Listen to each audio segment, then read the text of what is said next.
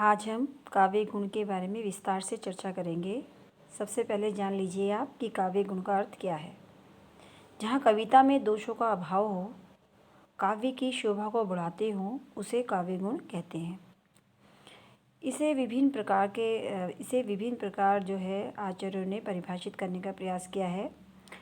मम्मट कहते हैं कि रस के अनिवार्य अंग जो उसका उत्कर्ष करने वाले हो, उसे काव्य गुण कहा जाता है या उसे काव्य गुण कहते हैं।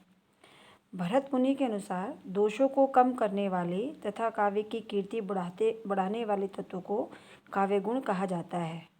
अर्थात उन्होंने कहा है कि जो काव्य के दोषों को कम करते हैं तथा काव्य की कीर्ति यानी उसके यश को बढ़ाते हैं, उसे काव्य गुण कहा जाता है। भरत मुनि ने गुणों की संख्या 10 मानी है। वहीं आचार्य दंडी ने भी इनको 10 रूपों में ग्रहण किया है। मम्मट ने 3 गुण माने हैं।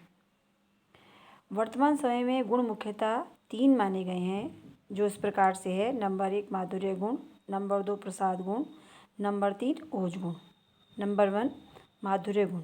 माधुर्य का अर्थ है मधुरता, अर्थात जिस काव्य को सुनकर अथवा पढ़कर हमारे मन में मधुरता उत्पन्न होती है, वहाँ माधुर्य गुण होता है।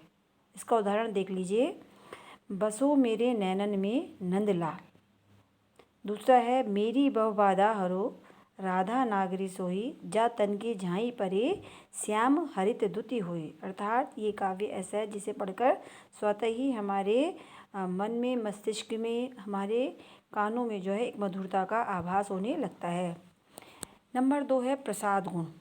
प्रसाद का अगर हम अर्थ लेंगे तो उसका अर्थ होता है प्रसन्नता अथवा निर्मलता। मतलब ये दोनों ही अर्थ है, प्रसन्नता या निर्मलता, दोनों ही हैं। इसको परिभाषित इस प्रकार से किया गया है कि जिसमें स्वच्छता हो, सहजता हो, सरलता हो, अर्थात आसानी से समझ में आ जाए। ठीक है, अर्थात सुनते ही जहाँ हमें अर्थ का बोध हो, वहाँ प्रसाद गुण है। प्रसाद गुण जो है प्रायः सभी रसों में पाया जाता है। इसके उदाहरण देख लीजिए। पहला है मेरे तो गिरधर गोपाल दूसरों न कोई। स्वतः पढ़ के ही हमें इस बात का एहसास हो जाता है कि जो मीराबाई है, उन्होंने स्पष्ट रूप से कहा है कि मेरे भगवान कृष्ण के अलावा और संसार में दूसरा कोई नहीं है। नंबर 2 देखिए, दिवसावसान का समय, मेघमय आसमान से उतर रही संध्या सुंदरी परी सी धीरे धीरे। अर्थात इसमें कवि ने बताने का प्रयास किया है कि शाम के समय जो है, जब शाम हो रही है, उस समय आसमान जो है पूरा बादलों से ढका हुआ है।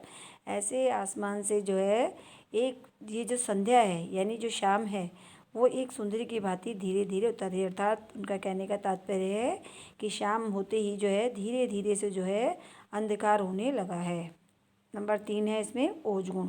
ओज का जैसे नाम से स्पष्ट है, ओज का अर्थ होता है तेज, जोश, या आप कह सकते हैं उत्साह।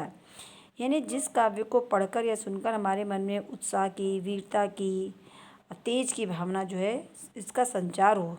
यानी कोई भी ऐसा वीरता से युक्त काव्य जिसको पढ़कर या सुनकर हमारे मन में जो है उत्साह की भावना उत्पन्न हो जाए, हमारे जो है अंग प्रत्यंग जो है फड़कने लग जाएं, एक कह सकते हैं जोश की भावना विद्यमान हो जाए, वहाँ ओज गुण होता है। इसका उदाहरण देखिए, वीर तुम बड़े चलो, धीर तुम बड़े चलो। तो देखिए इसमें हमने आज काव्य के 3 गुणों की विवेचना करी है। नंबर 1 प्रसाद गुण, नंबर 2 नंबर 1 है माधुर्य गुण, नंबर 2 है प्रसाद गुण, नंबर 3 है ओज गुण।